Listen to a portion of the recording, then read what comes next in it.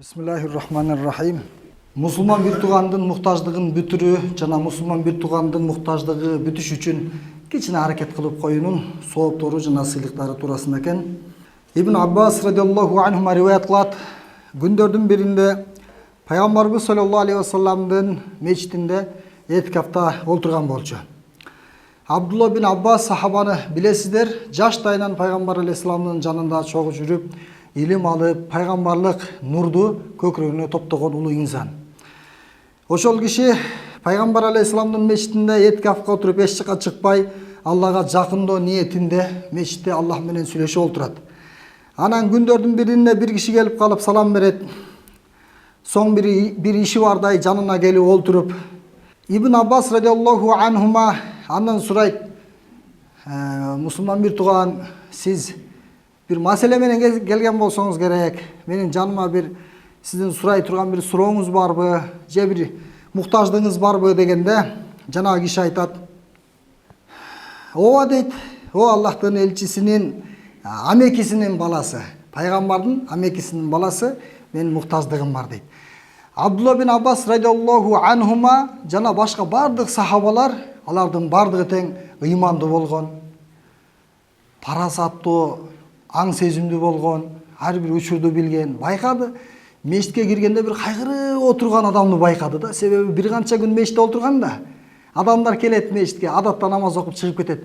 Бирок ушул адамдын бир кайгысы бар эле, кыжылатчылыгы бар эле.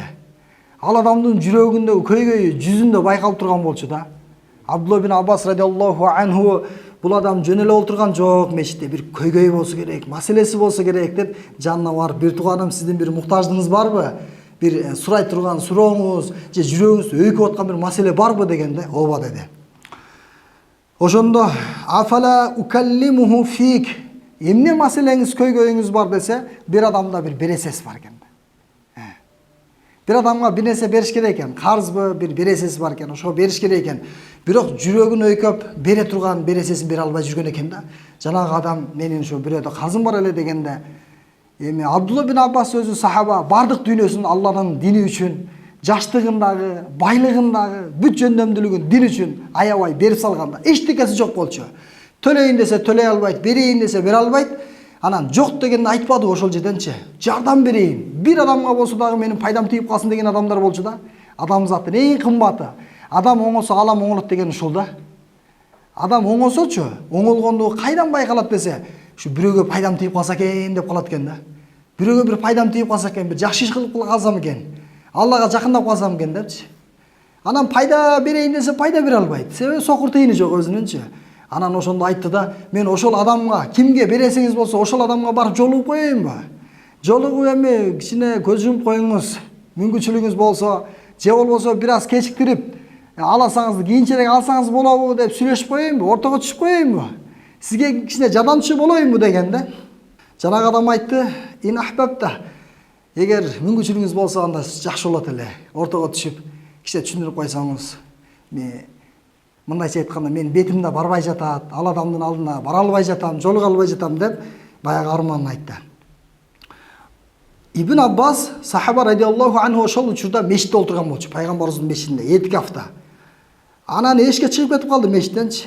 Анан бир адам мечиттин алдында мечиттен чыгып бараткан, мечиттин территориясынан чыкпаш керек да. Этикафка олтурган адам бир күнгө олтурабы, 2 күнгө олтурабы, 3 күнгө олтурабы, 10 күнгө олтурабы, мечитке мен Аллага жакындайм деп келдим. 3 күн десе 3 күн чыкпаш керек болчу да. 10 күн десе 10 күн чыкпаш керек болчу. Чыкса этикаф бузулуп калат да, баягы кылган күндөрүнүн этикафтары толук болбой калат да. Анан мечиттин территориясынан чыгып кетти, этикаф бузулду. Анан ошондо айтып атат, бир адам жолугуп алып: "Анасита ма кунта фихи", сиз өзүңүз этикафка олтурдуңуз эле го этикафта деп. Эмнеге мечиттен чыгып этикафыңызды бузуп койдуңуз деди. Ошондо: "Жок, мен унуткан жокмун. Мен этикафка киргенимди унуткан жокмун. Бирок" дейт, "ушул мынакей пайгамбарыбыздын кабыры турат мынакей. Айша апабыздын бөлмөсүндө. Мына ушул кабырдын ээсинен уккан элем" дейт. "Вал ахду бихи кариб", көп деле убакыт өткөн жок, жакында эле пайгамбар алейхисалам өттү деди да, көзүнөн жаштарды төгүп, анан ошол жерден ыйлай баштады. Ибн Аббас радиаллаху анхумачы.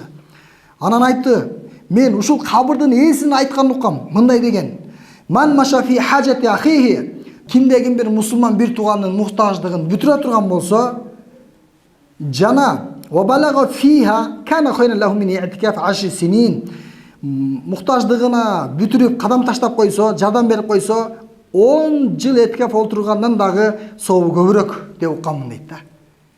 Елестетиңиz. Etikaftın soğu канча? Etikafga olturgan adam al Allah'ın үйüne gelip maселемди чечпесең мен мешіттен чыкпайм деген адам да алчы. Ал Allah'ın үйüne gelip кетпей койгон адам да.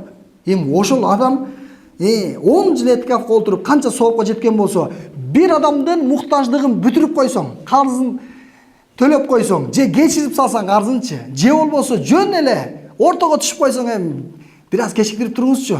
Карызыңызды эми кийинчерээк аларсыз, мүмкүнчүлүгү болбой жатыптыр, берейин деп атат, болбой жатат деп ортого түшүп койсоңуз, 10 жыл этикафка олтургандан дагы соогу көп дейт. وَمَنْ اِعْتَكَفَ يَوْمًا ابْتِغَاءَ وَجْهِ اللّٰهِ. Билесиңер пайгамбарыбыз эмне деп айткан? Ким дейт Алланы ыраазы кылам деп бир күн этикафта отура турган болсо, Аллах Таала ал инсан менен тозоктун ортосун дейт 3 аңга алыстатып салат дейт. Ар бир аң дейт, ар бир аң чыгыш менен батыштай же асман менен жердей дейт да. Бир эле күн этикафка олтурсаңыз, бир эле күн этикафка олтурсаңыз, этикаф деген эч жака чыкпай мешитте Аллах менен сүйлөшүп, Аллахка убакытты арноо да, Аллах менен сүйлөшүү. Бир күн этикафка олтурсаңыз, канча тозоктон алыстайт экенсиз, канча аң? 3 аң, ар бир аң чыгыш менен батыштай же асман менен жердей дейт да. Эми элестетиңиз. 10 жылда канча күн бар? Bir жылда 365. 365'ti көбөйтүңүз оңгочу. Ошончо ар бир күн үчүн 3төн аңга дагы бир жолу 3кө көбөйтүңүз. Канча тозоктон алыстап кеттиңиз. Тозокко вообще жакындабай турган, тозокко кирбей турган болуп калдыңыз. Бир мусулмандын муктаждыгын бүтүрсө 10 жыл этикафка отургандан соо күчтүү дейт туугандар. Бир мусулмандын муктаждыгын бүтүрүп койсо, бир мусулмандын кажетин чечип койсо, ошого бардыбыз тең ниет кылайлы, бир мусулмандын кажетин бүтүргөнгө ар дайым ниет кылайлы, бүтүрө албасак ортого түшүп коелу. Жок дегенде жардамчы болуп, себеп болуп калайлы. Аллах Таала бардыбызды жакшылыкка себеп кылсын, жакшылыктан ачкычы кылсын, жамандыктан жапкычы кылсын. Бир рахметиге эрхамар рахимин. Амин.